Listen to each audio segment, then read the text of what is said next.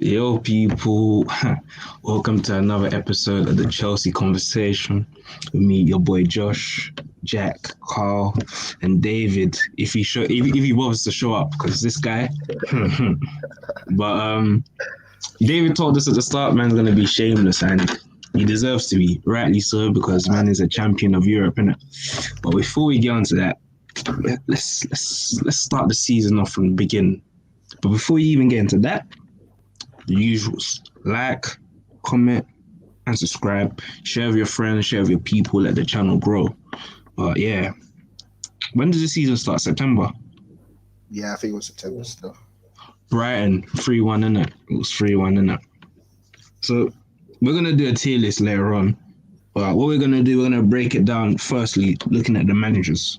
So, we're going to look at Frank Lampard, then we're going to look into Tuchel. So let's begin with Lampard, yeah. The summer's just come. We've bought Timo, we've bought Kai Havertz, Thiago Silva, Mendy, who else? ZH. Man are saying title challenge. After the first game, we've beaten Brighton 3-1. I wanna gather our thoughts. What were we feeling? What was the general optimism now for the rest of the season? Let me start with David. Okay, look, I know I said I'll be shameless, but for now I'll try to be level-headed. I'm not gonna lie. I don't know about other fans, but for me personally, when I watched that game, it just seemed like paper over the cracks. Because, like, if you remember, we didn't actually play very, very well. Like, there was still the same weaknesses we had from last season that we still had in that game. So I wasn't really very optimistic about it. So you weren't optimistic at all? Not really. Because some people were saying, you got to grind to win leagues and stuff like that. So because I remember people were saying that would have been a game that we would have lost last season because we wouldn't have the quality to break down the sides. Did you not agree with that? Or? But if you watch the game, we didn't really break them down. Like, we didn't. I don't know. Me personally, like, I saw it as, yeah, you could argue it, this is the first game of the season. Like, you don't get better. But I still saw the same problems as last season for me personally. But yeah, let me get into Jack. What was your thoughts after that 3-1 win against Brighton? How are you looking towards the season now?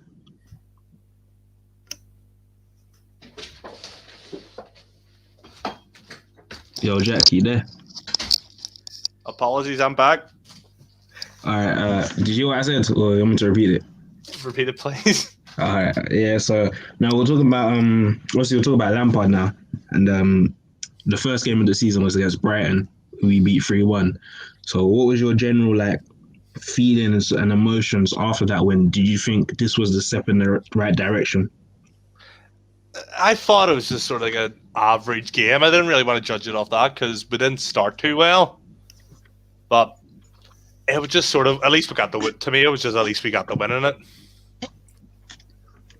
Would you say you saw progress is the wrong word because you can't really progress after one game, but did you see an improvement from last season due to the fact that against teams like a Brighton, we would struggle to beat them in that situation where it was 1-1, we wouldn't have the extra quality to score those two other goals? Or was it just one game?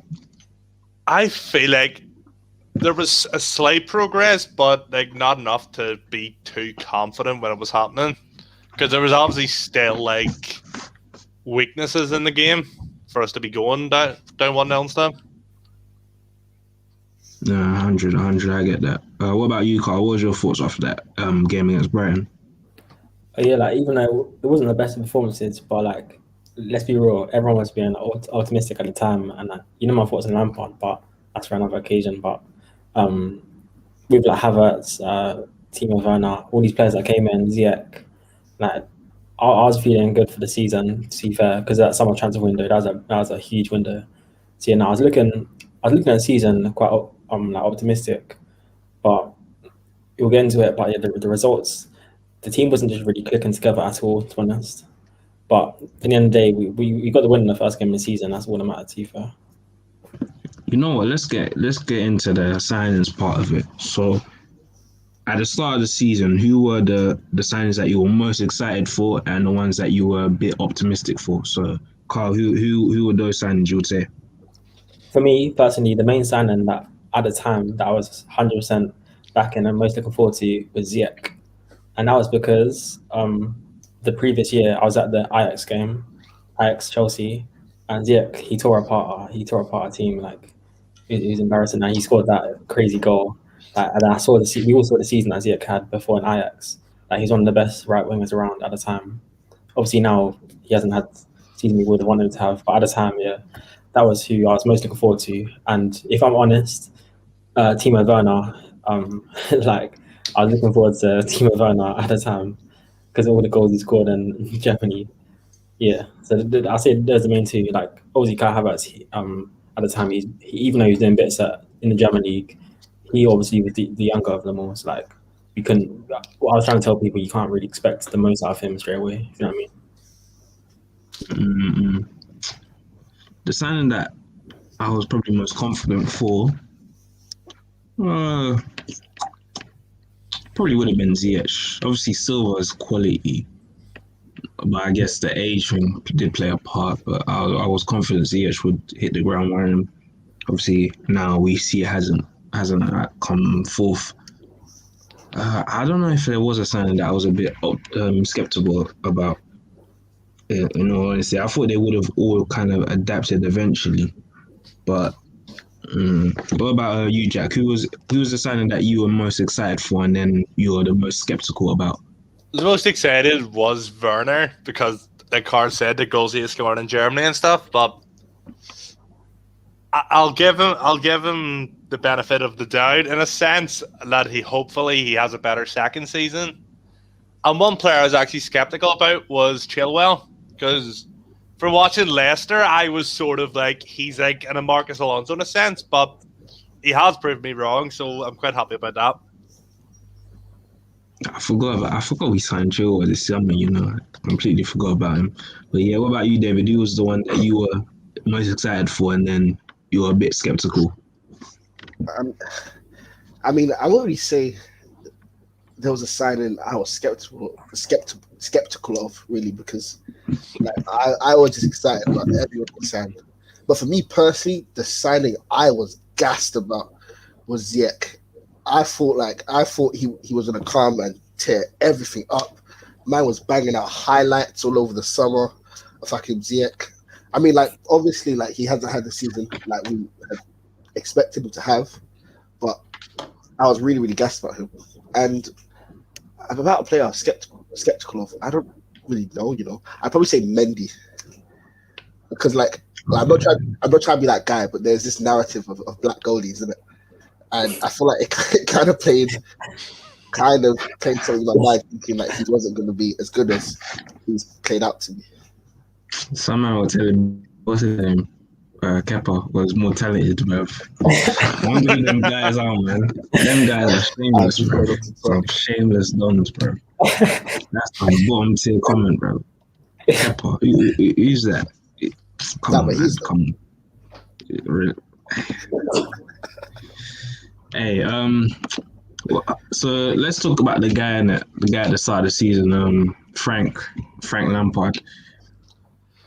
Honestly, were we confident going in that he was the guy to push us forward, or was it a thing of it's Frank Lampard, we gotta give him a chance? Like, for me personally, I did say I did have reservations whether he would win us a league title, but I was on the thought that let's give him an opportunity to actually prove himself. That's how I am with like most managers. When you give them a new job or signings, you gotta give them the chance to at least create an environment where they can get the best out of these players. So it was one of them ones where let's see what he can do in it. And he did get top 4 with a transfer ban in it. So you gave him his dubs, and let's see what he can build on from. So. David, what was your thoughts about Lampard going into the season? What were your expectations for him? Okay, see, this is where the crackhead side of me comes out, and this is where hindsight is very, very important. So I'm not gonna lie, man was backing Lampard.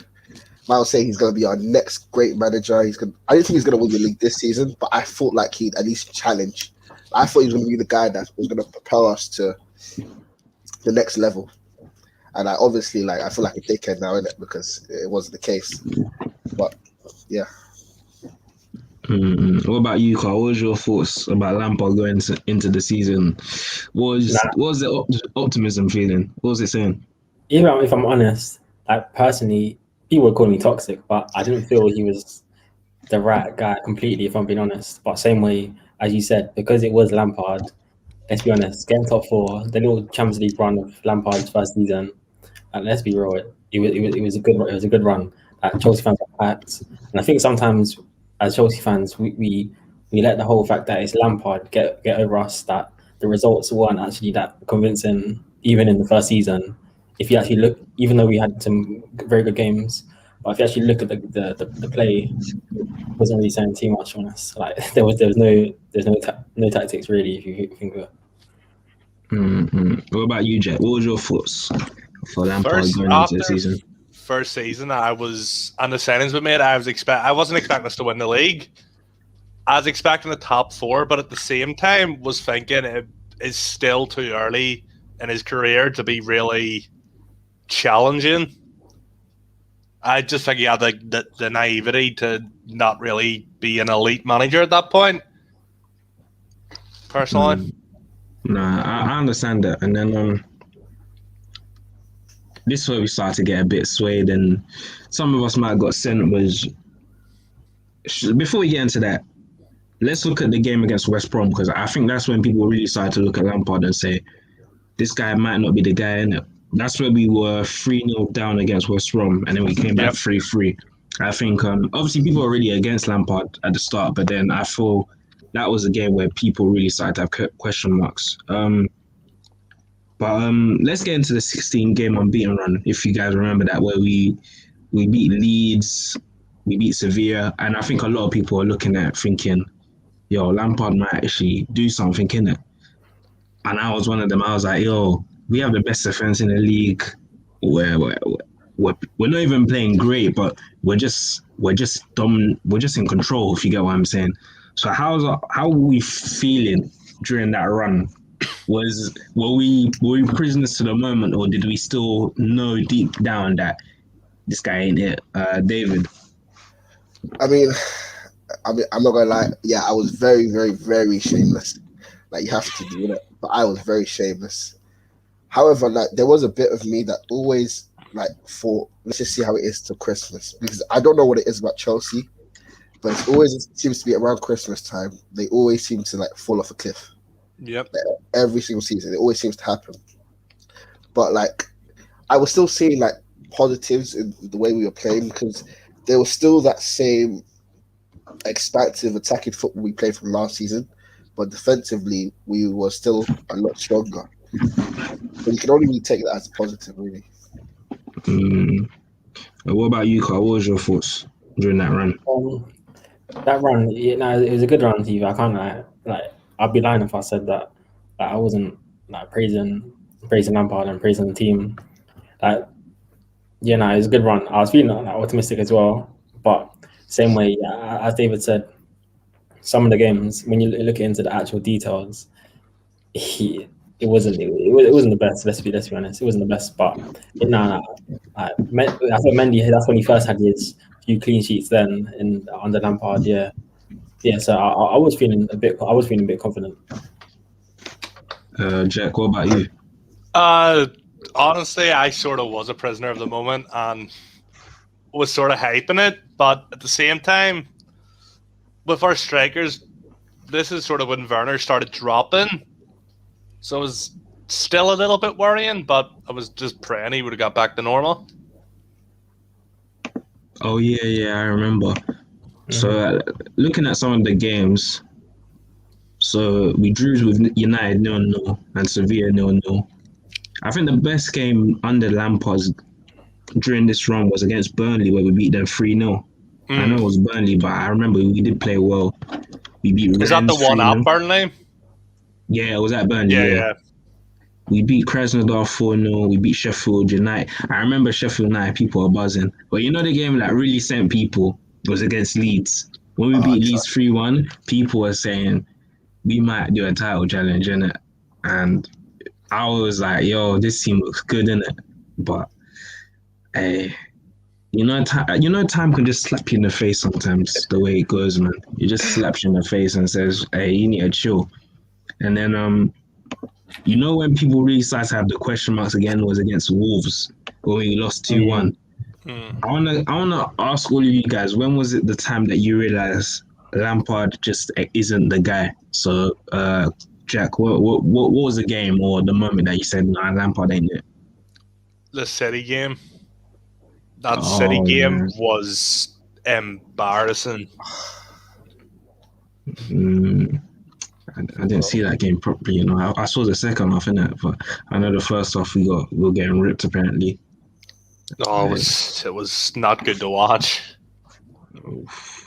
What about you, Carl? Well, I know you were kind of skeptical at the beginning, but when was like, I've been proven right? To be honest, I think it's around the December time, like in general, the December time. I'm not sure if he even won the games or not, but around the December time, and also obviously the Man City game was just disgraceful. But I couldn't really pick out a single game because it's in the end of the day, Lampard didn't get sacked for one-off games, but he got sacked because we wasn't going anywhere. Like it became to the point where, like, how long was we going to wait till like I know he's not doing anything yet, but Werner was going to do something or Havertz was going to do something. And it was when I saw the individual players and I realized Havertz is in his team. He's playing Havertz in an 8. And like, what does that even mean? Like, how are you playing Havertz in an 8? And then I was just thinking, like, it's not actually doing anything. Like, we was better off before we even bought all these players. And it was at that point, and that's when I knew Lampard had to go. People was calling me toxic at the time. I remember I was just Lampard out. It seemed harsh, but it was what it was. What about you, David? See, in regards to the Man City game, I didn't watch that. I was in Nigeria. I remember scrolling on Twitter and seeing that they had scored 3 goals, and I was furious. But the game I remember that I was thinking, like, Lampard, I love you, bro, but it's time to go, was the Leicester game when they beat us 2-0. Because, like, it wasn't only the fact that, like, we lost to them, but they outplayed us. Like, we got smoked. Like, it could have been worse, bro. Like, it was peak. And, like, from that moment, I realized, I don't think you're it still. For me, I never actually said, I never actually like outed, I want Lampard to go in it. But I remember I was saying, especially in January, I was like, yo, if this was it January? Yeah, it might have been January. I was like, if the performances don't improve, I'm not against them sacking them in it. Because I couldn't really come. I couldn't really just say, "Oh, Lampard should get sacked." It was a thing of if he does, I can see why. You know the man. Wait, you're gonna say something. Yeah, I was literally about to say the exact same thing you said. Like, I didn't want him sacked, but like the results weren't going our way, so I could see why it was going to happen. It was inevitable to me. Yeah, Carl. So I just got up because I was right with the thing. It was the December time when things switched, and I will never forget. So obviously, leading December, on the end of November, obviously we just about drew to Valencia. Then end of November 30th, we lost 1-0 to West Ham. Then we scraped a win against Aston Villa. Then we lost 3-1 against Everton on 7th December. You talking about this season or last season? Last season. This was time ago as well. This is time ago again. So it's always that December period when things switch, as David said. Then in this season as well, like, it just wasn't working. Yeah, no, I hear that, man. So when you did get sacked, I was never like, it's wrong. In all fairness, we knew it was the right thing to do because there wasn't no sustained period of consistency. Really, it was almost an up and down cycle, and that's not sustainable if you want to be challenging for honours and trophies. You can't be good for 2 months and another 2 months you're just scraping draws and losing. So when you got sacked, we all knew it was the right thing. But I remember, did we do the stream when you got sacked? Did we do it the day after? I think we did, yeah. Yeah, we did. I remember it was just shocking because it was a thing of Sky Sports never even said it. It was Fabrizio, Matt Law. These guys were saying it before the club had announced it. So it was a bit like, what? He's actually getting sacked, and it was mad because I remember we won the game before that in the FA Cup. Yeah, So against Luton, was it? Let me check. Either Luton or Morecambe, one of them two. I think it might be it was Morecambe. Luton. It was Luton. Oh, fuck, it was Luton? Yeah. Yeah, we beat Luton 3-1. What's it called? And he got sacked the next day. So it was a thing of wow. But Tuchel's coming now. What was our general thoughts now? Because the first game was against Wolves 24 hours after he had been appointed. So, David, what was your thoughts initially when Tuchel came in? Optimism. Like, I'm not gonna lie, I was gonna say, like, I thought you were gonna ask, like, what was our reaction, like, after we found out Lampard got sacked. I'm not gonna lie, I was one of them, like, crackhead fans, you know, them Harry Redknapp type people, giving more time. But I'm not gonna lie, like, when I had time to, like, deep it, I realized, like, it was the right decision. And in terms of Tuchel, I was very, very optimistic because, like, I'd been, like, banging out various, like, videos about him, like, how he plays, and I only saw it as a positive thing, really. What about you, Jack? What was your thoughts when Tuchel first came in? Honestly, I didn't really want Tuchel. I don't know why, but I'd never thought he was a bad manager. I personally didn't want him. I wanted someone like Allegri, but obviously I was optimistic because taking PSG to a final, getting anyone to a Champions League final, regardless, is still quite decent. So I was optimistic about it. What about you, Cole? No, I was referring to Tuchel the hardest kind of, and I was referring to Tuchel like crazy. I wasn't hearing. I didn't want to hear like any at the time. I was so excited. I just didn't want to hear anything. Like, I was referring to Tuchel so hard, and the reason why is because I just saw he just different to everything we had before. He was as much as we didn't get attacking full flow. You saw what he done at Paris, like, and he's playing like sometimes 44 and this kind of stuff. He just has something different about him, and he always believes in the best way of like defense is attack and all this kind of stuff here. So yeah, no, I was excited, and I backed him as well. I knew, obviously, I can't say I knew he was going to win the Champions League, but I knew he would perform how he did. Mm-hmm. You see the thing with Tuchel, especially at PSG. I never understood why people were like, "Oh, it was Mbappe and Neymar, inshallah." Thing, because I mean, when you have players of that quality, you do have to kind of build the attacking wise just around them. When you have players of that level, like when you have someone like a Messi, what are you telling Messi to do? You get what I'm saying? So when you have a player like Neymar, of course Neymar is going to be the main guy of the attacking team, innit? Because a player of his quality, you don't need to coach him. So I never understood that. My thing was, we saw them in the Champions League, how defensively strong they were. So in my opinion, he did great at PSG. I never rated him as high as I do now, of course, but I knew that this guy was still a good manager, and I never really bought into the skepticism about him. But all right, let's pick out a game from Tuchel. Let's pick out a game. Let me ask it to you guys. What game from Tuchel, apart from the Champions League final and the semis, right, the initial games, what game stood out to you where you're like, this guy might be it? Liverpool. David. Oh. Wait, no, yeah, Jack, you go first. Liverpool game. Because our record at Anfield recently it's not been bad, but it hasn't been the best. And obviously, even anyone at Anfield hasn't been good. But he beaten Liverpool at Anfield and convincingly beaten them. We should have actually won 2-0. Still quite good. So that's where I really started believing. What about you, David? What was the game where you were like, nah, Tuchel, this guy's 30? Very, very, very similar to Jack, the Liverpool game. I'm not gonna lie, I don't know what it is about Liverpool. Like, they can be, like, you know, when we have some teams, yeah, for some reason when we play them, we just always seem to lose, no matter what it is. And Liverpool, in recent years especially, have just been one of them teams.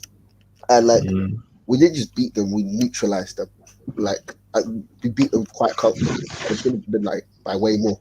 And like, that was like the first indication to me. Like, we have one of the best managers in the league. Yeah, I hear that. What about you, Carl? Now, mine is very easy for me. It was Chelsea, Atletico Madrid, second leg, Oh 2-1 yeah, win, 3-0. I haven't seen Chelsea have that. Rudiger was on the Mazza.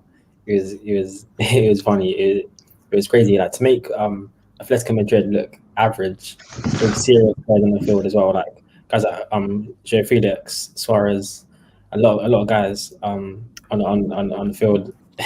And then we made them look average. And let's not get twisted. Like as much as people can say, "Oh, Spanish league is not competitive," all this kind of stuff. Atletico Madrid are a very established team in the Champions League and in European football in general. So that we and to make them look not even concede and score, make it 3-0. So for me, that was it. From that point, you have to see like we're clear of Real Madrid this season. Really speaking, if you look at how Real Madrid actually playing. So yeah, to make them look like that, then I knew we could go all the way. 100%. I definitely agree with that.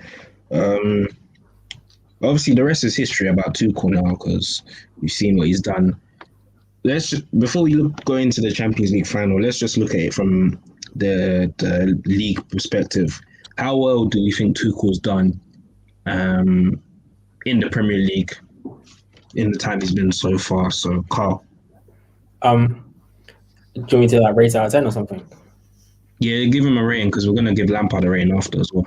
In the Premier League, I'd say 8.5 out of 10. If I'm being honest, like let's not get ahead of ourselves because the start was very, very good, but towards the end, I said it in the previous one of the previous episodes as well. At the end, it was getting a bit messy, and in the end of the day, we didn't actually secure top four ourselves. We relied on someone else winning. So if you deep it, really, it could have been a bit more clearer. Yeah, exactly.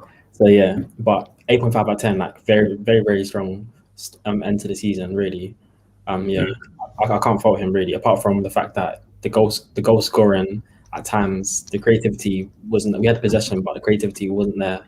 Yeah, it's been lacking a bit. Yeah, exactly. Jack, what was your rating be for Tuchel in the Prem so far? Honestly, I'd give him an 8. Like he done really well to steady the ship, and as Carl said, towards the end, it just sort of got really scrappy. So I wouldn't give him a 9, but I'd say an 8 to an 8.5 would be pretty decent. What about you, David? Me personally, I'm giving him a 9. The reason why I'm giving him a 9 is because I'm pretty sure every game we've played, other than maybe the West Brom game and the Aston Villa game, we have actually been the better team. Like the Arsenal game, we lost because of stupidity. What other messy game do we have towards the end? West Brom. Okay, and the Brighton as well. We deserved the Brighton game. That was because of the Super League circumstances. That was a long time ago. Now on the deep it. A long time ago. You can't if you actually deep it. The games we've genuinely lost, you can't blame it on Tuchel's tactics because we've always had chances. It's just that they just can't take them.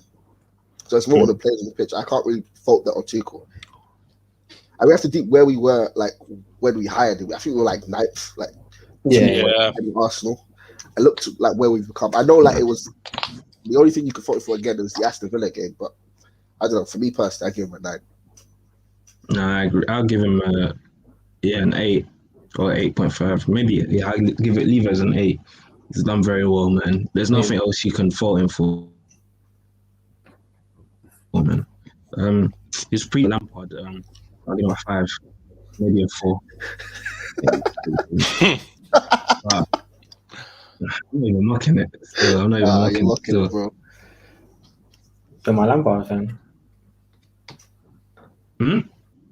John my Lampard. Out of 10. Oh, you're rating for him? Yeah.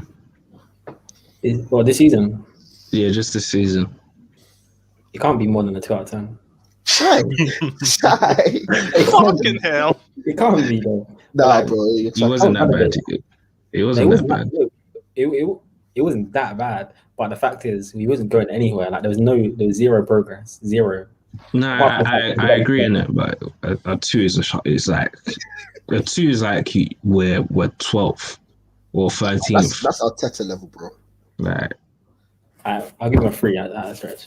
No, you know, it's your opinion, man. It's your opinion. I think a 4 or 5 is fair in it because we did have a decent period, but I mean, no one's gonna argue that he didn't deserve to get sacked. So it's one of them ones. Yeah. Jack, what's your rating for Lampard for this season? A 4. A maximum of 5 because it was just painfully average. If anything, we regressed as a team.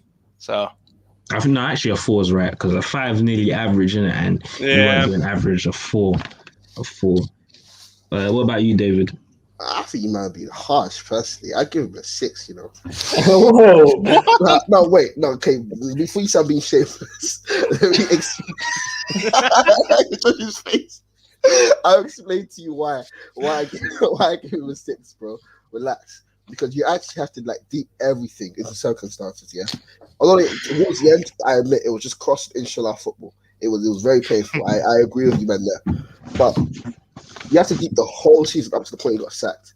Number 1, there was no preseason. Number 2, how many signings did he have to embed into the squad? It takes the time for a team to gel. And let's not act like there weren't glimpses of what this Chelsea team are capable of. Like, as much as I love Tuchel, as much as I do love Tuchel, yeah, when we played at our best under Lampard this season, I would argue the football was better than under Tuchel. Yes? I'm not saying it is. I'm not saying it is. I say you could argue it. I'm not saying it is. You could argue it. Like, when we are at our best, like destroying teams. That's like me personally, I give him a 6. You know what? I'm not going to be disrespectful to Lampard. To be fair, he has done good things, but the good things that he did for me was in the first season when he brought through Reece James and he brought through Mason Mount. That's why. If you're talking about overall, of course, I'll give Lampard. I can push him out to a 5, and maybe or 6. Yeah, I'll or give him a 6. 6 Exactly. or 5 actually. Yeah, 5 or 6. Overall. Exactly. Like, but we have to consider all the things he's done. Would you not argue he got the best out of some players, though? Yeah, 100%. He got the best out of Ziyech. Tuchel hasn't been able to do that. And we've all, as we said at the beginning of the season, like, he was a signing we were most excited about. I mean, you say what you want. This season under Lampard, Mason Mount did improve. Like, obviously not to the level like Tuchel got him to, but he did improve a lot. Like during that spell as well. Like, he was probably like one of the only players that actually performed at a consistent level from the beginning of Lampard's reign to the end of it. I think it's a bit harsh to like give him a 3 or 4. You know what? Because I've learned as well. This is what I mean by learning, like how we've lowered the standard for certain managers, isn't it? Because we know Lampard's not a good manager, so we give him the benefits of the doubt in it of what they were saying about him not having preseasons 100% factual and stuff like that. But I do feel like even with managers like Arteta as well, we do lower their standards so much. Obviously, because we know they're not as good as the elite managers, but there's a thing of where our expectations for them are so low, so we kind of allowed them to get away with a lot more, which is understandable due to their pedigree and their quality. But I mean, you gotta be careful of the lowering the standard part. But do you not feel like that's due to like lack of experience, though? That's I agree with you. Because like, say if it was like, for me, Ole, yeah. You can't. I've always said this. You can't compare Ole to Lampard for the simple fact Ole has been a manager for way long. I swear he's been a manager since Lampard was still playing football when he started his managerial career. So you can't really compare the two in terms of experience. Let's not get twisted. Like, I don't know what people expect from Lampard to be like this next messiah. The guy's been managing for like 3 years. Yeah. Like, you can't expect him to be like the finished article. No, man, but there's been situations where guys with experience have made in it. And normally it's like Pep and Zidane's in it. So people look at them, especially as their club legends as well, for their representative gloves. So I guess people like that president, but it doesn't really happen too often. So it's one of them ones still, man. Obviously, we did the preview for the Champions League, but we never said our thoughts afterwards. But I feel like this section is reserved for David because man said his crackhead senses they're tingling in it. So tell us how are you feeling after that win? Okay, I'm gonna start this first. I'm gonna say this. I'm gonna say this once, so I never have to say this again. London is blue. London's not red. It's not fucking whatever. What's Spurs called? Lily white. It's not claret and blue. London is fucking royal blue. Royal blue. The only team in London with 2 European Cups. Not one, bro. Even with 1 year, we have more of the European Cups than every team in London combined. So say something. I'll leave that there. But bro, I'm not gonna lie. I even said to you, Josh, like the day before, because we spoke about it. I said to you, like, we can win, but me personally, I didn't think we would win. Because I just felt like Man City, like this was their time, innit? And the way we stepped up, like it was like Chelsea of old, bro. There was no fear. Like we were ready for the moment. Like, and there's another thing that annoys me, yeah. I was listening to you guys know this YouTube channel, City Extra. Yeah. Bro, I was listening to their post-match analysis, and I'm not gonna lie, it was disgusting. Like I don't know this narrative. Like Chelsea sat behind with 8 men behind the box. No. We didn't play football. Like if you actually watch the first half, yeah, the only time both of us were able to create chances is when we hit each other on the break. So it will tell you like both teams were defending very well. It wasn't just Chelsea. Like it was just annoying. But bro, I was so gassed. Can we just talk about Pep? I don't get why man did not start a DM. With that one, I was just saying Sterling offers that runs in behind. And, players like Sterling, they can kind of disrupt the defensive line if they're going back. You're going to have to drop deeper as well, open space in the middle. So it was actually understandable why he did play Sterling. But I think it's just one of them ones, Chelsea now to beat Man City. I think it's just as simple as that. But I hear that, Josh. But, bro, like, they're meant to be, like, come on, like, the way, like, these City fans, every time we beat them, it's always the dumb excuse. We didn't play our full team. What should we play our full team? We're gonna batter you. Like you're meant to be the best team in Europe, as you say, bro. Why not just play your strongest team? Just start with DM, back yourself. At least then, if you lose, you can't say it's because like I overthought it. We lost because Chelsea were just the better team of the day. Even though we were the better team, it just really annoys me. I don't think a DM changes that. You know why? Because when we played them in the FA Cup in the league, they played Rodri and Fernandinho and we're still exposing them on the break. So playing a DM, it doesn't change it. No, I do agree. I just feel like they should just gone with the team he's been playing with the whole season. It's my opinion. I hear that. But you guys, tell me, like, what was the feeling after we won the Champions League? What are you man saying? Carl and Jack, what are you man saying after? Crazy. Yeah. You know what it is? I forgot how good it feels from because obviously we was young back then, 2012, and it's ridiculous. And you know what? You just feel like after everything Chelsea fans you had to go through, like, and everyone been against Chelsea, it just feels good. So you can actually say like the best club in Europe, for real. And now we can put ourselves up in that elite bracket. We're up there now. But yeah, I was too happy, and just seeing all the pictures come through. Like I was on Twitter for hours for the whole night, just praying up everything. We saw like Roman Abramovich come down. We saw like the players of the families just sick. It was just crazy. 100, man, 100. It was a beautiful moment, man. Yeah. What about you, Jack? What was your feeling? Not gonna lie, seeing Mahrez hit that shot in the last minute, my heart was so far in my stomach. I thought it went top corner and then once it finished, I cried. I'll happily admit it. I cried. Done it in 2012. Done it in 2021 as well. So, but yeah, honestly, such a fucking relief.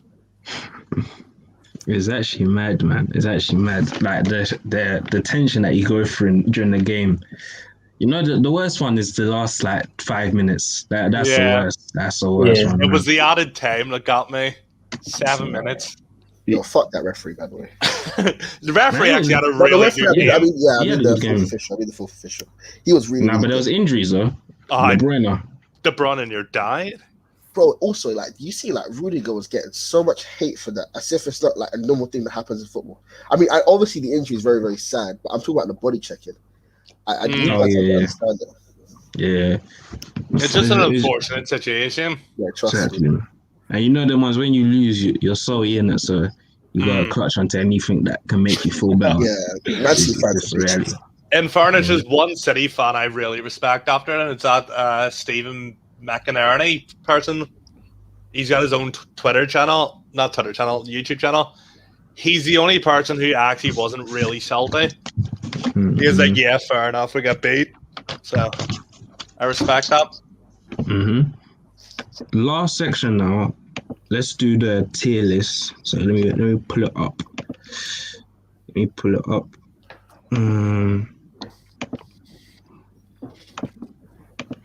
You guys see that? Yeah. All right, quality. Back again, here. So we did the one under Tuchel so far. Go check that episode out. So now we're gonna do the full season review. We're gonna look at them from start to finish. I should probably add another tier in it because some man didn't even play in it. Yeah, but you should put like useless. No, that's nothing. Nothing's there. Yeah. I guess the guys that played will put them in potential. That played half the season, innit? Yeah. So, and to start off with Rudiger, where are we putting him? Easy. Throw him in Golden Stamp. But he didn't play the whole season. That's how I was thinking. Maybe 7 out of 10. But because the end of the season was so dominant. What he done at the end of the season makes up for what happened in the start, I think. I hear that. Okay. Golden Stamp then. Emerson, nothing, innit? Nothing, bro. Yeah, Kepa, nothing. Nothing, bro. Angolo. Oh, what was saying? Angolo. Wait, Carl, what were we saying? I say poor. I'm joking. I say Golden Stamp. Yeah. Yes, we've changed them. Carl, I love you, my bro. I love you, but bro, that's one of the dumbest things you ever said, bro. I never had Kante in any poor bracket. I just said he was my best player, but he's Golden Stamp 100% now. That's all that matters. But I mean, he's always been our best player since Hazard left, really. I want to kick his bald head, bro. All right, cool then. What are we saying for ZH? Potential. Yeah, potential. I think he should be in poor still, but I hear that. Wait, why do you think he should be in poor? I mean, he hasn't really done enough, man. Even though I rate him, he hasn't really done anything. But would you I say think I'll give him his injuries. Yeah, really. that's what I was gonna say. And he doesn't really fit Tuchel's system at all. He looks confused out there sometimes. He plays with Tuchel. Yeah, I hear that, man. But yeah, we'll put him in potential. Christensen. AC Penitentiary. Golden Stamp. Golden Stamp, bro. I'm not putting him in Golden Stamp still. What? Why not? I'm not putting him in Golden Stamp. He's either 7 out of 10 or potential. I'd say 7 out of 10 or Golden Stamp. 7 out of 10 is definite. It's Golden Stamp. Let's be real. Wait, I'm not putting him Golden. Wait, no. Wait. Explain to me why not, please. He had a decent period where he did play at when Thiago Silva was playing, but it wasn't for that long. This is a season review, bruv. I hear that, bro. But again, if you're putting Rudiger in Golden Stamp because of the end of the season, I didn't say I wanted to put Rudiger in Golden Stamp. You man said. But in my opinion, Christensen maybe not has been as good as Rudiger, but you could argue he's been close to him. In my opinion, he has been. I think the thing with Rudiger because he's a bit of a shithouse. People love that, innit? So they elevate him to another level, innit? But I think his performances have been solid as hell, innit? And his distribution on the ball has been great. But I think some people get a bit excited because he's you know the ones he likes to play as like a villain, innit? So, I do love a shithouse myself, I can't lie. Yeah. So you see what I'm saying, yeah. But yeah, this is a season review. I'm not sure even Christensen has a 7 out of 10 is fair, innit? But I'll allow you guys.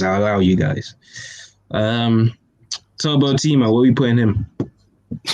I'll start. Go. Poor. No, relax. Let's not sugarcoat it. He has to be poor.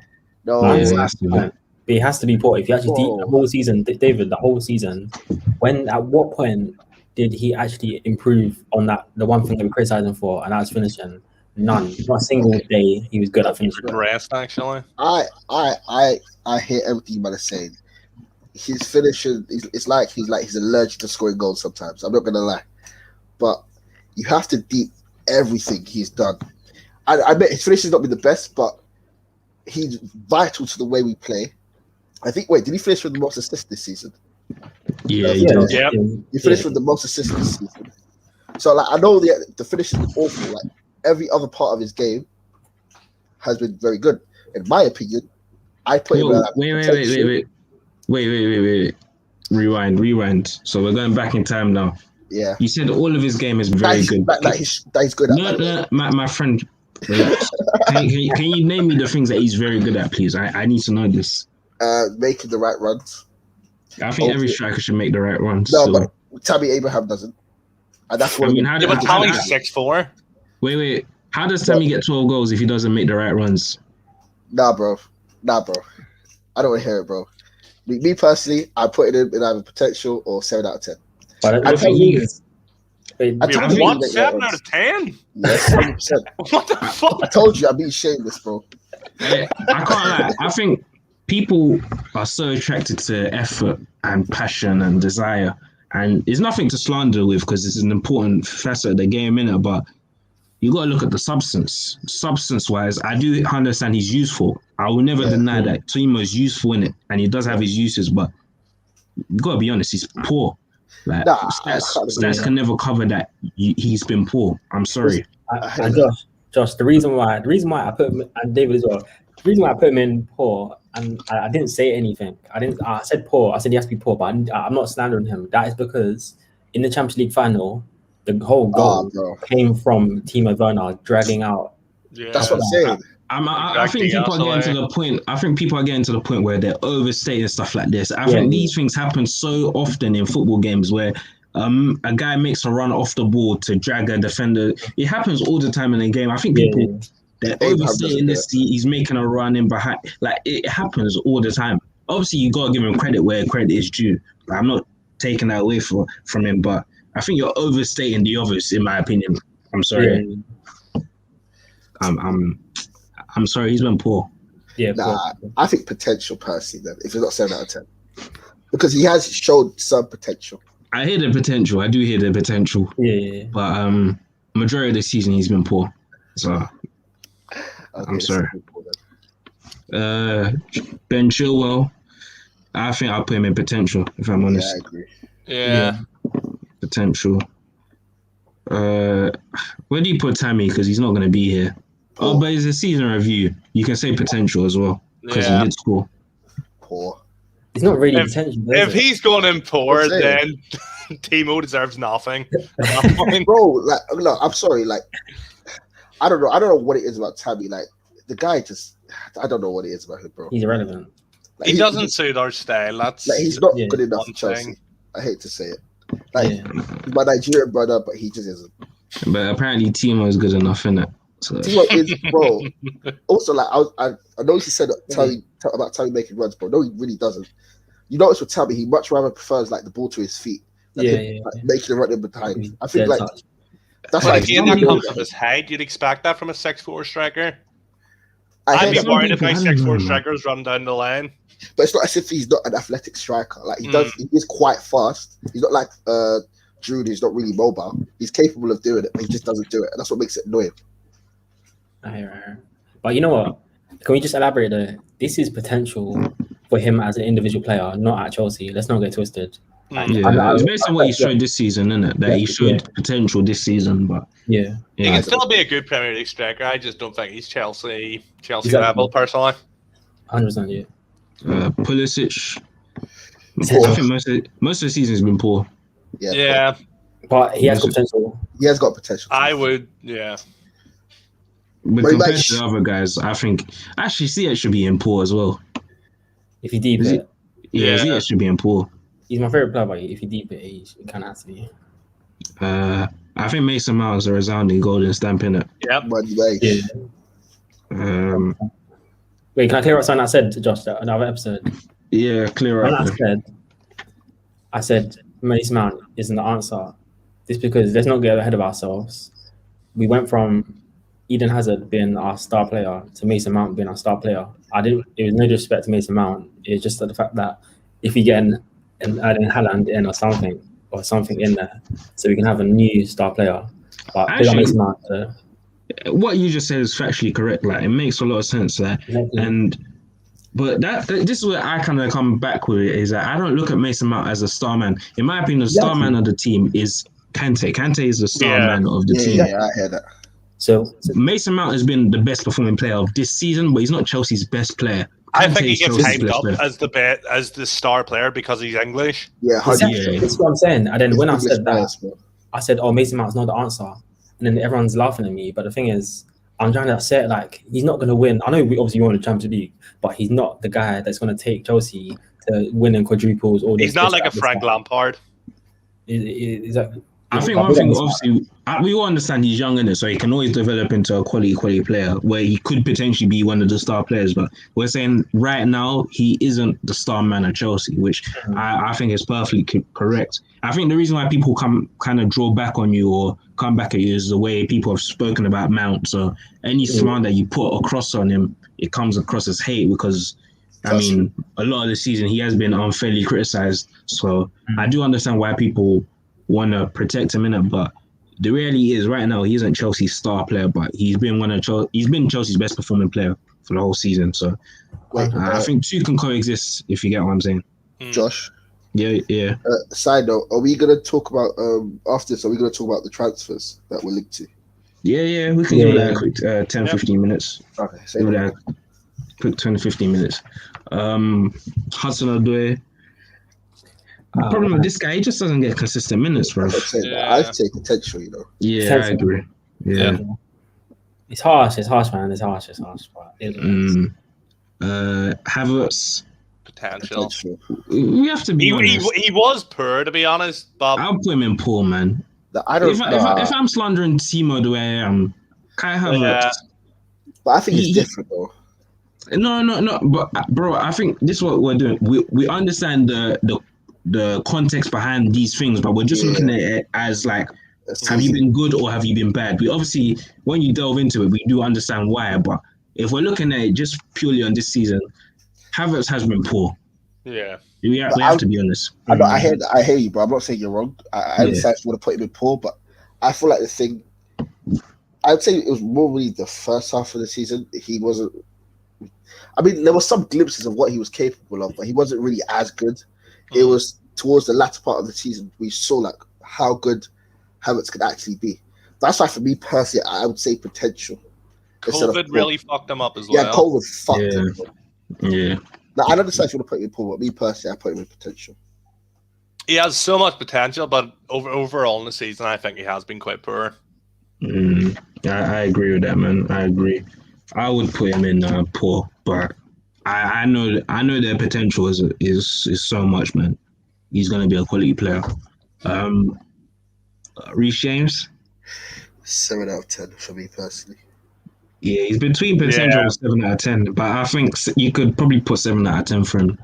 There's been games where he's been quite average, but then there's also games like at final he just fully pocketed Sterling. Yeah, 100%, man. Mendy, I think Golden Stamp. Golden Stamp, bro. Black goalie. Yeah, I hear that. Gilmore. Golden Stamp right now. Oh. Get him in. How many games has this guy even played? I don't even remember. He played like 3 at the team. He got I remember Krasnodar game. He got man of the match. So you could actually put him in nothing if you're being honest. Honestly, if you're doing it for Hardy playing, then you have to put him in it. But I'd put him Golden Stamp personally. Maybe one day. My agenda runs strong. Aspie. 7 out of 10 for me personally. For me, he's been slack at times. I'm not going to disrespect the legend, but for me, sometimes he's been slack. He's 7 out of 10. A very good season, like in terms of experience. But it has to be 7 out of 10. He can't be Golden Stamp. No chance he's Golden Stamp, but 7 out of 10 is what I give it. I heard that. Yeah. David, do you agree? 100%. Giroud, I'll put him in poor. Yeah. And when Giroud plays, though, he's usually he's a threat. I mean, he's only had one good game this season, really, which was against Sevilla. Obviously, he did things against Newcastle, against Leeds. No, not Newcastle, Leeds. I remember he scored. But really, he's been quite poor. Obviously, at the Atletico game, he scored a good goal, but I don't most think he of his really season's been got poor. the chances either, though, because we're just strictly going with Werner in the hope that he would improve. Yeah, 100%. I hear that, man. Anybody agree or disagree with? I disagree. Yeah, I have to say poor. A big Giroud, obviously, like he's a good player, but if you deep There's- it, you don't bring that much. Really. There's nowhere else you can put him, though. That's the Yeah. thing. Yeah, 'Cause he I doesn't. agree with you. Yeah. Yeah, I don't know, man. I don't know for him. It's techie because, like, you know what, like how when he got really peak on the Lampard, he was just like crossing, inshallah. I say he was like, he wasn't like the top scorer at that point. I'm pretty sure. Yeah, That's the thing. Like, I don't know. I feel like it's because Tuchel's like brand of football doesn't suit him at all, so he just looks useless out there. I feel like that's what's hindered him. I hear that. I do hear that, man. Thiago Silva, golden stamp in my opinion. Easy. I still say he's a top 5 centre back in the world, bruv. I generally think this guy is still quality, bruv. Nah, his reading of the game is different. Now Jorginho, Poor. 7 out of 10. I would actually put him in 7 out of 10. Yeah. Drag. I said drag. I said drag. It's a I'll drag. put him 7 out of 10. You know why? Why? Why? He had some awful games. Yeah, like similar to what Jackson. Like, I'm not gonna lie. When Jorginho, like when he's good, his days, unbelievable. But when he's bad, bro. Like that game against Arsenal. The game against West Brom as well. Yeah. My thing, I'm just looking at it from the whole season. Yeah. I already said I wouldn't have had really getting the golden stamp for the whole season, but Jorginho as well, 7 out of 10. To be fair, if you personally didn't want really going to golden stamp, then I'm not gonna be biased and say that. Then because obviously Jorginho really got, if you do that seasons, very similar seasons really. We always said Kovacic and Jorginho kind of going together in it, so 7 out of 10 as well. David, you said something. You said you were saying nah. Bro, I don't know. You know, I would have put him in poor. Don't say poor, no. But I'd put him in potential. No, because wait, beginning of the season. It's true, you know. It's true because I wouldn't say he's been as good as Aspie this season. That's what I'm saying. Nah, but when Jovicic's link up was running, it's true actually. Yeah, Jovicic's link up was running. Let's not get twisted. When it was half the whole 2 goals first thing. Let's be honest, Kante came back very late into the season when he started getting into the team like every game, and it was Jorginho Kovacic link up. To be fair, I'll leave him 7 out of 10. Yeah, Zuma, I'll put him in potential. Really? I'd put him in 7 out of 10. You know. Nah, potential. Yeah, But he was good on the Lampard though. Yeah, that's what I'm saying. Yeah, you're right. Potential is the right one. Marcus Alonso, I mean, nothing. Get him out. Put him in useless, bro. Put him in prison. Yeah, he's so crap. So, looking at it now, any ones you want to change or? You know what? I can't disrespect him like that. This guy could be our next best, and our next best player of all time. But this is based on this season. It's not based on. I can agree that Havertz has unbelievable potential, but when you think about it this season, he has been quite poor. Yeah. Especially under Lampard. It's not his fault. Yeah. Again, do you not feel like it's due to system? Because man was playing in the right wing, and that's an 8. Yeah, what was that? Oh yeah, trust me, it's an awful system, like, but even when he got moved into his natural position under Tuchel, he's had good games, but even finishing, he's been lackluster. You know, this guy's at 6'3" or something crazy, and he's running that guy differently, and he's at 6'3", 6'4". He's similar to Giroud. It's insane. Yeah. So we call this. We call all this. Yeah. I'm not sure about Rudiger's golden stamp. I really doubt to 7 out of 10. Even as an overall season, Kante should actually be golden stamp as well. To be fair, we'd only really have 3 in golden stamp, but I think that's the nostalgia of the final. Actually, no, wait. Actually, no, I don't agree with that, Josh. I think Kante should be golden stamp. I'll tell you why. Because, like, before our awful spell in December, do you know he was, like, statistically ahead of, like, all over players in that position? But remember, it's the whole season. I remember Kante started poorly. He had a good run.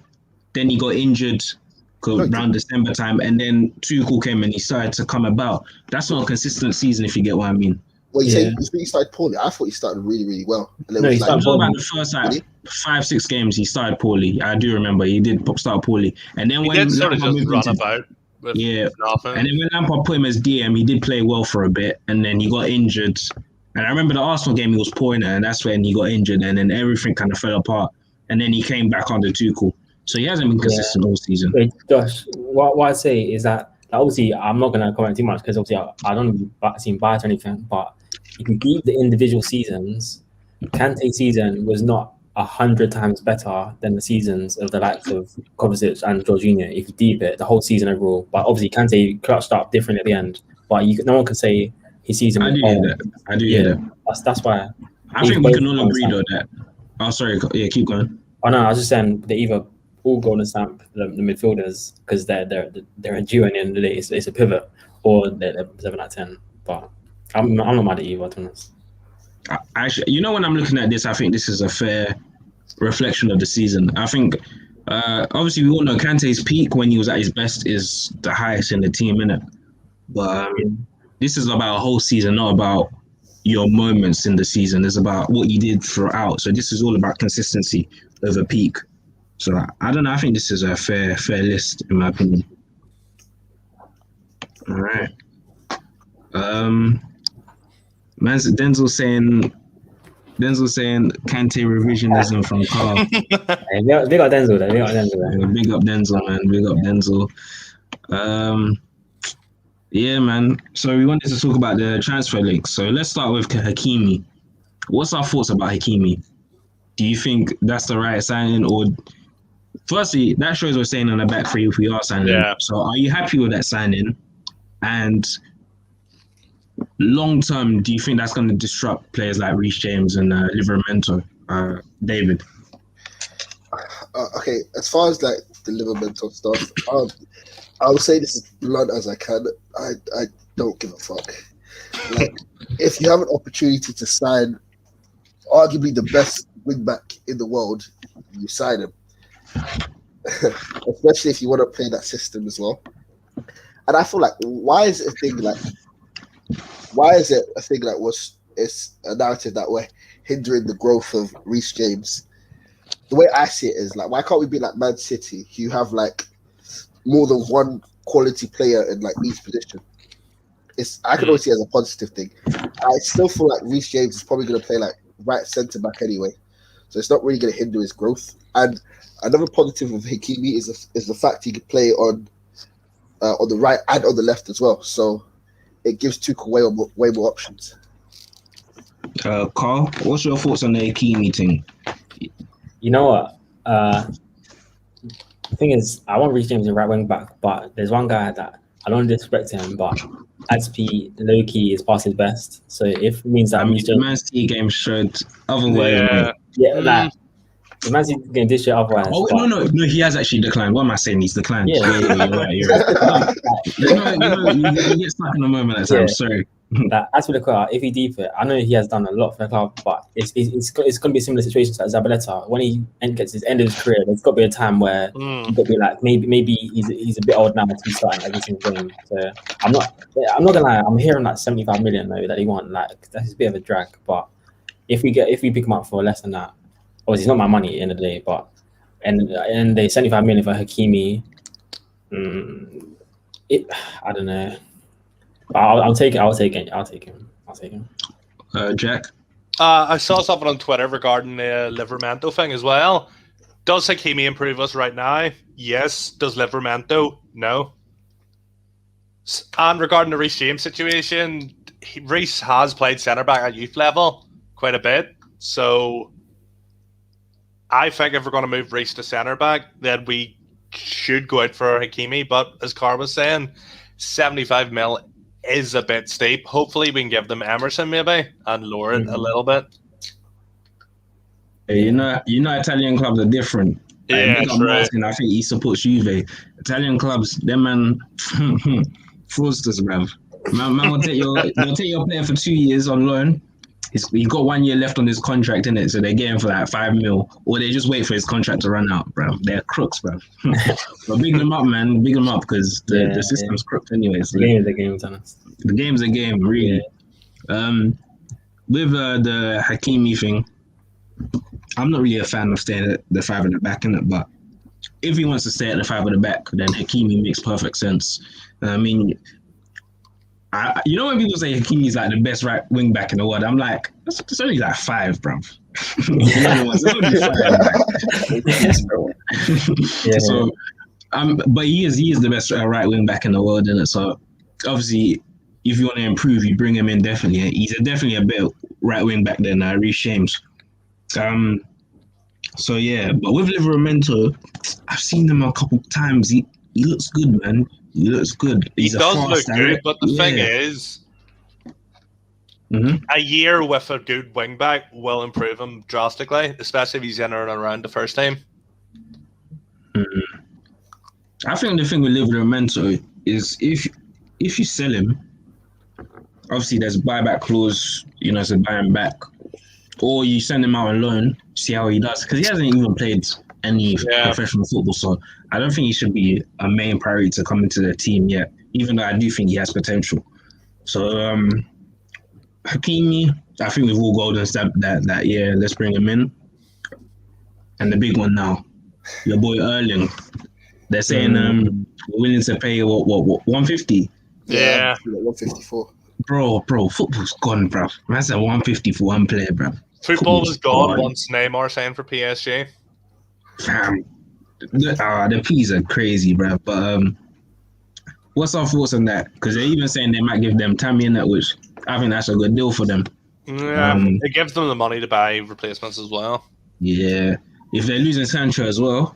Oh yeah, shit, saw that. You can't really count on United, but if they lose Sancho and Haaland, they could get like nearly 300 M's from them, which is ridiculous. But let's stick to Chelsea. What's our thoughts on Haaland coming in? Do you think he's going to solve all the issues, or 100%? The thing is, a slight worry that he could mess up? The thing is, with Haaland, you seen it when he wasn't scoring. He offered literally nothing for Dortmund. And there's games where we do come on stuck against some teams and just pass it about aimlessly. I feel if it's like that, he wouldn't offer much. But obviously, in general, I will do anything for Haaland to come to us, but there's always that risk. Especially with us and strikers. Are you comfortable playing 150 for a guy that he doesn't even have a catalogue of seasons? He only has like 1 or 2. Are you comfortable playing? It's not my money, so splash it all we want. I heard. What, Carl, I know you want to you said yes, innit? So explain why you're so confident in Erling Haaland. I'm putting out there. He cannot fail. Like individually, he cannot fail, because the reason is the talent he brings. Like the talent he has, he's verified. It's not a case of he clutched up in some random final or something for the whole season, and since he's been pro, the guy he's different. He's different. He's a bagsman.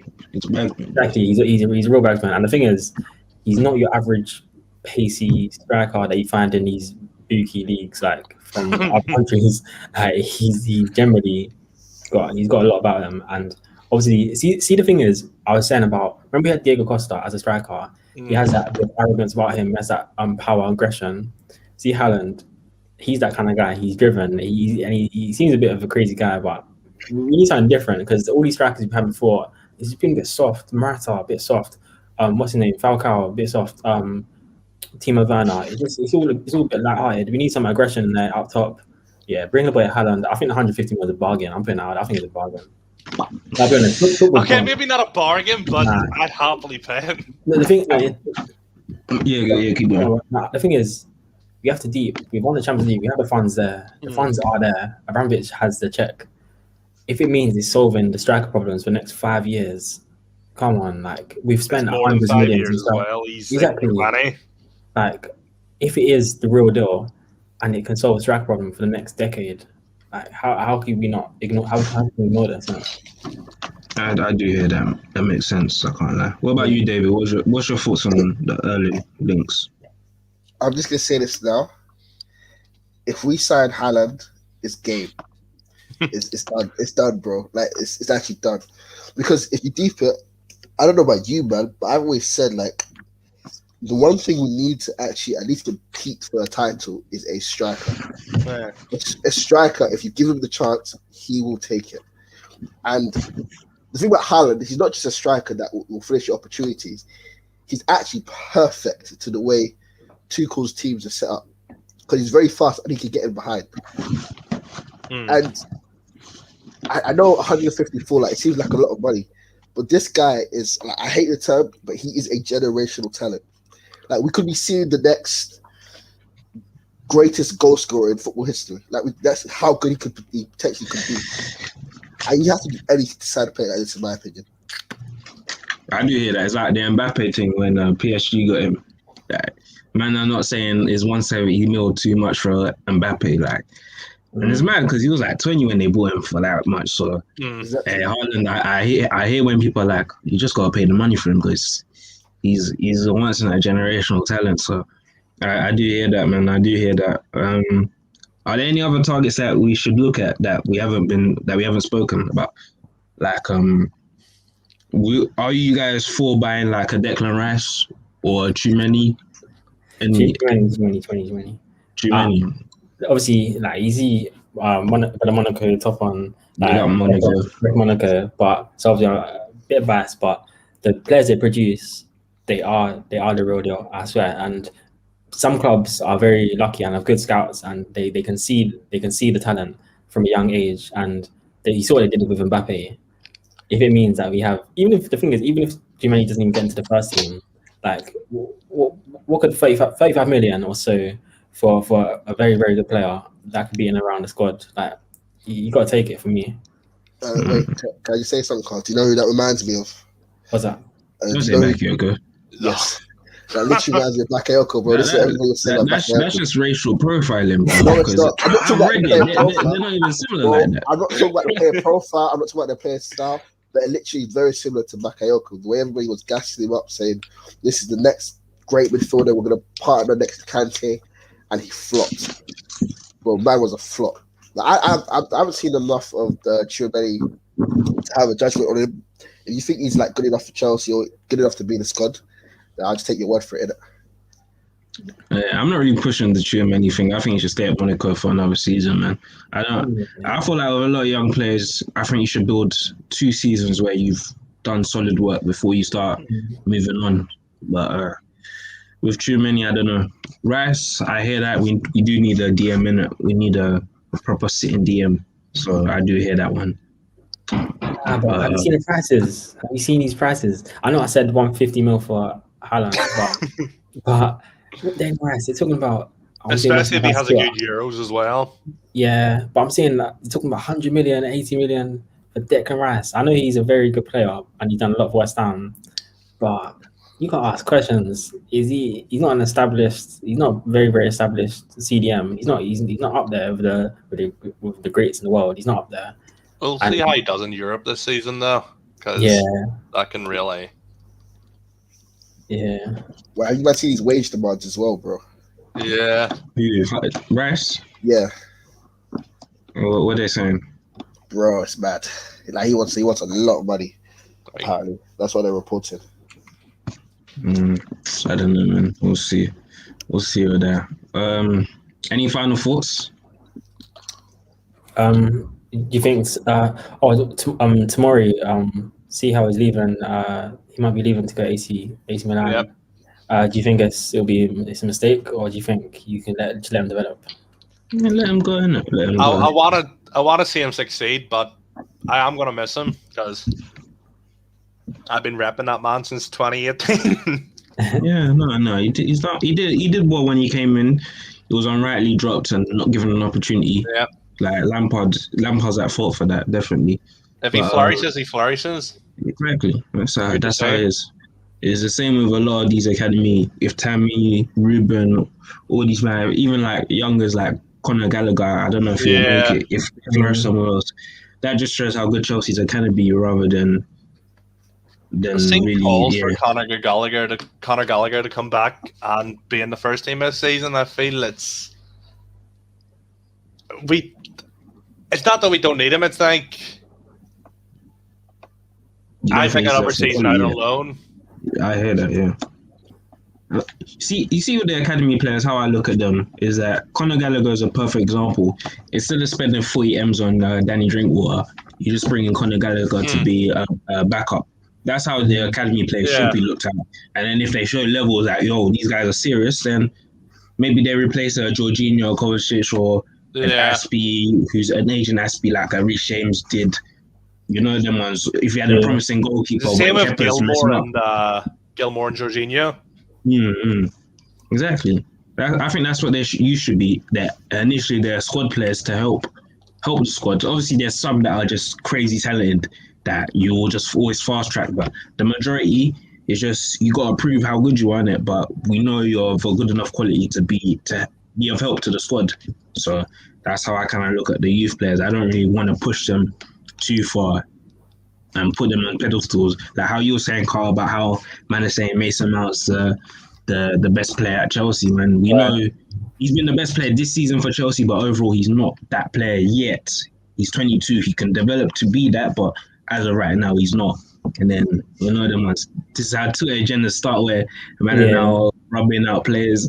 Yeah, it's peak, man. It's peak. But before we wrap up, I've got one player as well that we have to discuss. See Hudson-Odoi. People put him on such a high pedestal, but the guy's not playing. And the thing is, we can't go another season, or he as an individual, we can't go another season with not playing. It's not going to work. So what has happened? What's happened with Hudson-Odoi? It's all up to the player, in my opinion. I think the club will be willing to let him go out on loan. I don't think they'll want to sell him. But if he wants to stay and fight for his place, then fair enough. But for me, I think he should look for a loan in it. So game time. What do you think, Jack? I say a loan, like in the Europe, like France or Italy or something, would do him good. You see how stuff for tomorrow. Good league for him. Bundesliga. Yeah. He would eat in the Bundesliga. As long as it's not Bayern, I don't care. Actually, I'd like to see him at. I like to see him at a team like Stuttgart. They do play some good football. I know about Stuttgart. Yeah. That's a decent option. No, definitely. I could vouch for that one. Any other thoughts? People? Wait. Question. I know it's a bit early, but if he supposedly gets the signings that we're linked to, when guys says finishing next season? There's a lot of things going on because if City do bring in like a Grealish, then if City bring in a Kane, that's the only way. Honestly, if City bring in a Kane and we bring in a Haaland, it's us top two fighting it out, in my opinion. Liverpool will be back. I don't think so, personally, bro. Don't sleep on them. Because Konate was a great signing for them, to be fair. It's true. But he's also quite injury prone. Exactly, and because Klopp's brand of football, like the non-stop press. Yeah, the constant press. So it could still fuck him again. I think the reason why it really, really fucked him, like the season that's just gone, is because the amount of games that we played. Yeah, it was. Plus, there was such a short break and there was no turnover. Yeah, it's true. Actually, they could actually come back, but I don't think they will personally. One day we need to talk about where football's heading. Yeah, especially like with injuries, the games, like the amount of games that are about the quality of football. That'll be an interesting topic one day to have. You know what? I've clocked as well. Like you see, like even like decades ago or like a decade ago, when you had like Premier League moments, like when Van Persie scored that goal against Everton, or when Rooney scored that overhead kick against Man City. You don't really see that nowadays. It's more about like a collective team effort than like individual moments. It's quite sad. Man love their set players, isn't it? They love their Brunos and all these men, isn't it? Obviously, you gotta respect them because they're putting up the numbers. You can't slander them. But me, I love creativity. I love defending. Them ones there. I love football. I don't love stats. So yes, them ones. No. You might say that it's same. You're repping Timo, bro, because you got the most assists. Get out, bro. I was repping Timo because he got 15 assists or something like that. Get out, man. Get out, bro. Come on, man. Man said a square yard pass or sweaty. Yeah, cool. God, I like Timo, bro. If you No, don't trust me. I like Timo. I think he's a nice person. Isn't he? He's just a terrible footballer. You know, he's got his uses. He does have his uses, isn't it? He does have his uses. But yeah, man, yeah, people. But I think that's it for today, and maybe for the season. I think you might see us again in August. Well, I think August is when the season starts. But yeah, this was the season review. It's been an up and down season, isn't it? But make sure you're watching for us next season, and you know how to do that. You got to like, comment, subscribe, hit the bell notification. We got our Euros previews coming out, so make sure you're up to date with that. You know, the one's there. I think there's a new one dropped, a new episode just dropped a minute ago, so you go check that out, people. But yeah, make sure you've liked, comment, and subscribe. But yeah, people, we out.